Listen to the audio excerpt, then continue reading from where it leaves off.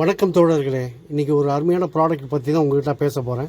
இந்த steel coating இருக்கிற table, சேரு, அப்புறம் அலமாரி, ஸ்டவ்வு, அப்புறம் வீட்டில் இருக்கிற பூட்டு, நம்ம வீட்டு கதவில் இருக்கிற கீழு, பைக்கோட சைலன்சரு, அதுக்கப்புறம் பைக்கோட செயினில் இருக்கிற ரஸ்ட்டு, இதெல்லாம் போதும். எல்லா இடத்துல இருக்கிற துரும்பு கரையை நீக்கிறதுக்கு ஒரு அருமையான ப்ராடக்ட் வந்து WD-40 அப்படின்ற ஒரு ஸ்ப்ரே ஒன்று இருக்குது.